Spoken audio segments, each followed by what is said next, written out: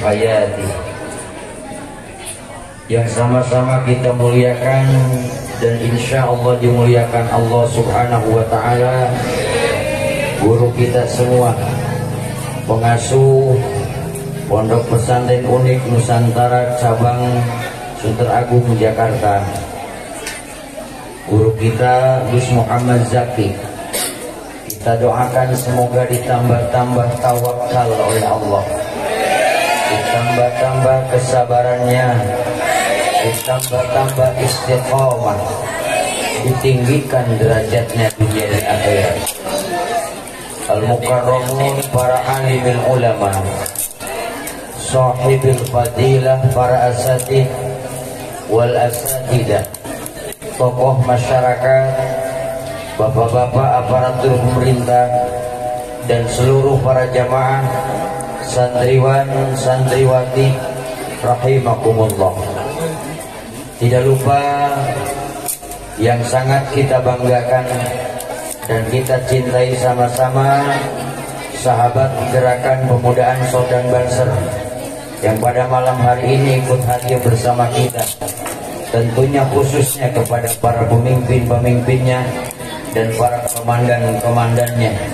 Mudah-mudahan selalu berkiprah dalam rangka menegakkan ajaran ahli sunnah wal jamaah, meningkatkan kecintaan kepada tanah air, agar kita mempunyai negara dan bangsa yang baldatun thayyibatun wa rabbun ghafur. Hadirin yang dimuliakan Allah, hidup manusia itu harus tahu tujuan. Karena kalau tidak tahu tujuan, niscaya kita akan tersesat jalan. Tidak tahu mana yang mesti ditempuh, harus kemana kita mengarah, yang akhirnya akan tersesat, terbawa angin kabur kemana saja. Termasuk kalau kita di pinggir kali akan terbawa dengan aliran air, sehingga kita tenggelam dalam kebinasaan yang tiada arti. Oleh karena itu, guru-guru kita mengadakan majelis taklim, pondok pesantren, pengajian rutin. Tujuannya adalah agar umat tahu tujuan hidup sesuai apa yang diminta oleh Allah Subhanahu wa Ta'ala. Jelas dalam Al-Quran Allah berfirman, "Wa ma khalaqtul jinna wal insa illa liya'budun." Tidaklah aku ciptakan jin dan manusia melainkan agar mereka itu mengabdi kepadaku. Apapun aktivitas kita, apakah itu aktivitas duniawi ataupun itu aktivitas ukhrawi, tentu semua akan dimulai dari niat. Bila niatnya ibadah, maka itu akan menjadikan ibadah, berbuah pahala. Tapi sebaliknya kalau niatnya bukan ibadah, maka semua akan sia-sia. Mungkin kegembiraan dunia ia dapati, tapi akhirat mereka akan merugi. Saudaraku, Asy-Syaikh Nawawi dalam kitab Nasaihul Ibad, beliau mengangkat sebuah hadis Rasulullah sallallahu alaihi wasallam, "Sayati ala ummati zamanun yuhibbunal khamsa wa yansaunal khamsa." Akan datang suatu zaman kepada umatku yang mana di zaman itu orang-orang mencintai 5 perkara, tetapi mereka melupakan yang 5. 5 perkara diantaranya. Yang pertama, yuhibbuna dunya wa yansaunal akhirah, atau dalam riwayat lain, yuhibbuna dunya wa yansaunal uqbah. Mereka cinta kehidupan dunia, tetapi mereka lupa kepada akhirat. Bukan tidak boleh cinta dunia, silahkan saja, karena memang kita ada di dunia. Tetapi secinta-cintanya ke dunia, jangan pernah melebihi kecintaan kita kepada akhirat. Karena dunia hanya sementara. Ada orang yang diukur di dunia 100 tahun, ada orang yang diukur di dunia hanya 60 tahun, dan seterusnya. Sedangkan akhirat adalah abadi. Oleh karena itu Allah mengatakan dalam Al-Quran, "Walal akhiratu khairul laka minal ula." Sesungguhnya akhirat lebih baik untukmu daripada dunia. Ini yang pertama. Kira-kira belum kepanjangan ini ceramah. Yang kedua, yuhibbunal hayata wa yansawnal mauta. Mereka cinta dengan kehidupan tapi lupa dengan kematian. Seakan mereka tidak pernah ingin mati. Mereka lupa bahwa umurnya itu dibatasi. Mereka lupa dunia sementara saja, dan kematian itu menunggu kepada kita. Di mana tempat, kapan waktunya, apa penyebabnya, pasti yang namanya mati itu akan datang. Ajal itu akan tiba kepada kita. La yastakhiruna sa'ata wa la yastaqdimun. Jika ajal tiba, tidak ada yang bisa permisi nanti dulu atau segerakan saja, karena kematian itu sudah dicatat Allah Subhanahu wa ta'ala. Boleh cinta hidup, karena orang apa namanya kalau tidak mencintai kehidupan. Tapi jangan lupa dengan kematian. Sehingga karena terlalu cinta dengan hidup, kita terlena dengan mati. Hidup sebebas-bebasnya, tidak memakai aturan, lupa kepada aturan Allah Subhanahu wa ta'ala. Karena seakan ada istilah hidupnya tidak akan pernah mati, padahal kematian itu sebentar lagi. Itu yang kedua. Kemudian yang ketiga, orang-orang disebutkan oleh Rasulullah SAW dari yang 5, yaitu mereka yuhibbunal mala wa yansawnal hisaba. Mereka cinta kepada harta tapi lupa bahwa harta itu akan dihisab Allah. Boleh kita punya harta, bagus kita menjadi orang kaya. Bahkan saya doakan mudah-mudahan yang kumpul di sini Allah limpahkan rizkinya dengan penuh keberkahan, agar taklim kita semakin kuat, dakwah kita semakin cemerlang. Sebab tidak mungkin kita bisa bergerak tanpa itu harta. Tetapi orang yang mencintai harta, jangan lupa bahwa segala yang kita miliki akan dihisab Allah Subhanahu wa ta'ala. Supaya selamat dari hisaban, maka harta itu harus kita infakkan di jalan yang diridhoi Allah Subhanahu wa ta'ala. Pesan saya sering disampaikan, termasuk diunik beberapa kali. Hidup itu pertama, sempatkan waktu untuk ibadah. Yang kedua, sisipkan harta untuk sedekah. Dan yang ketiga, berakhlaklah dengan akhlak yang ramah. Karena Rasulullah SAW mengajarkan akhlakul karimah. Saudara-saudara yang dimuliakan Allah Subhanahu wa ta'ala, dunia boleh kita miliki, tapi kita jangan pernah dikuasai dunia. Karena kalau orang dikuasai dunia, ia tidak akan punya sempat untuk ibadah.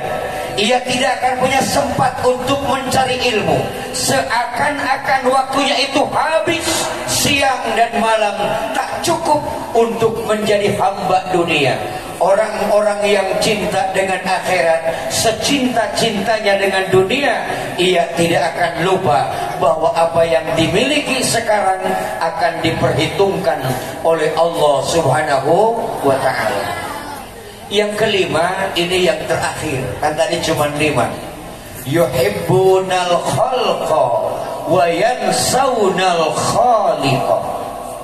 Kata Nabi, akan datang suatu masa orang-orang cinta kepada makhluk tapi lupa kepada sang Khaliq. Ia lupa kepada sang pencipta. Ia cinta kepada anaknya, ia cinta kepada istrinya, ia cinta kepada saudara-saudaranya, tapi ia lupa tidak cinta kepada Allah Subhanahu wa ta'ala. Seringkali anaknya membuat lupa Allah, seringkali istrinya membuat lupa Allah, seringkali harta membuat lupa Allah. artinya kita sudah mencintai makhluk, tapi kita melupakan kepada Sang Pencipta. Dan ini na'udzubillahi min dzalik. Orang yang kenal dari mana ia berasal, sedang di mana ia berada, kemana ia tujuan, yakin secinta-cintanya kepada makhluk tidak akan melupakan Sang Pencipta, yakni Allah Subhanahu wa Ta'ala. Cinta kepada Allah, taat kepada aturannya, jauhi larangannya. Sekali-kali anak menghalang atas perintah Allah, di sini kita harus punya pilihan. Contoh Nabi Ibrahim alaihi salam, ia cinta kepada anaknya, tapi tatkala Allah meminta untuk menyembelihnya, Nabi Ibrahim tidak ragu-ragu lagi. Saya yakin sekarang tidak akan ada perintah Allah menyembelih anak, betul? Tapi mengorbankan jarak, tidak dekat dengan anak.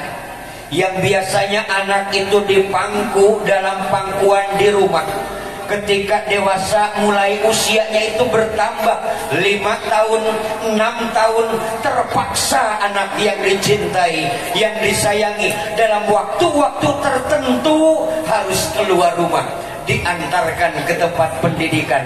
Ini adalah bukti ia cinta kepada anak, tapi tidak lupa kepada Sang Pencipta. Karena Allah memerintahkan kepada kita untuk mendidik anak-anak kita. Bayangkan Bapak Ibu hadirin yang dimuliakan Allah, apabila kita punya anak, kemudian anak kita tidak dididik dengan ajaran agama, sedangkan kita itu diperintah Allah untuk memerintah sholat kepada anak. Bapaknya pun sholatnya paling Jumat pun kadang-kadang lupa. Apa nggak tahu sengaja? Ketemunya Idul Fitri dengan Idul Adha, borok-borok harus ngajar ilmu sholat kepada anaknya. Kalau anaknya pun tidak diantarkan ke majelis taklim, tidak diantarkan ke pondok pesantren, tidak diantarkan ke madrasah, lalu bagaimana sang anak bisa melaksanakan sholat? Wa'mur li sab'in wadrib li ashrin. Perintah anakmu jika sudah usia 7 tahun untuk mengerjakan sholat. Perintah sholat itu usia 7 tahun, berarti ilmunya harus disiapkan sebelum umur 7 tahun. Berat kalau kita melihat aturan-aturan Allah, kemudian hati kita tidak sadar. Bapak dituntut mencari nafkah, betul? Pagi pergi, pulang sore kudu bawa duit. Kalau tidak bawa duit karena anak minta jajan, istri ditunggu tukang kredit, besok ada bank emok. Bayangkan seorang bapak sudah capek mencari nafkah, kemudian anak istrinya tidak diajarin ilmu agama, tidak diperintah ibadah kepada Allah. Ia di dunia capek seperti sapi perah, di akhirat ia akan dihisab oleh Allah Subhanahu wa Ta'ala. Oleh karena itu, secinta-cintanya kepada anak, tempatkan dia dalam pendidikan agama supaya mengangkat derajat orang tuanya dunia dan akhirat. Di Quran sangat jelas, di antara istrimu dan anak-anakmu itu ada aduwwan lakum, yang akan menjadi musuhmu di hadapan Allah Subhanahu wa Ta'ala. Oleh karena itu, anak istri kita jangan sampai menjadi musuh kita di hadapan Allah Subhanahu wa Ta'ala, karena berseberangan hati, karena berseberangan pikiran, tidak mengarah kepada kebaikan, bahkan akan mencelakakan kita di hadapan Allah Subhanahu wa Ta'ala. Mudah-mudahan yang singkat ini manfaat. Permintaan Gus tadi, saya kira-kira bisa berkumpul sebulan sekali. Insya Allah, jangankan sebulan sekali, seminggu sekali pun kalau tidak sedang berhalangan, saya akan hadir ngaji bersama-sama. Oleh karena itu, malam ini semoga Allah turunkan rahmat dan berkah kepada kita semua. Allah berikan ilmu yang manfaat, yang barokah. Anak cucu kita dijadikan orang-orang yang soleh dan solehah. Sebelum saya menutup, ingin sekali mengajak berdoa, munajat kepada Allah bersama-sama. Allahumma salli wa sallim wa barik ala sayyidina wa habibina wa syafi'ina wa karimina wa maulana Muhammad wa sallim radhiyallahu tabaraka wa ta'ala an kulli sahabati Rasulillahi ajma'in. Alhamdulillahi rabbil alamin. Allahumma salli ala sayyidina Muhammad wa ala alihi wa sahbihi ajma'in. Rabbi fa'na bima 'allamtana, Rabbi 'allimna alladhi yanfa'una, Rabbi faqihna wa faqih ahlana wa qarabati lana fi dinina. Rabbana hab lana min azwajina wa dhurriyyatina qurrata a'yun waj'alna lil muttaqina imama. Allahumma barik fi auladina wa dhurriyyatina wa la tadurruhum wa waffiqna birrahum birahmatika ya arhamar rahimin. Allahumma ij'al auladana wa dhurriyyatana min ahli ilmi wa ahli khair wa la taj'alhum min ahli jahli wa ahli dhair. Rabbana atina fid dunya hasanah wa fil akhirati hasanah wa qina azabannar. Wallahul muwaffiq ila aqwamit thariq. Assalamu alaikum warahmatullahi wabarakatuh.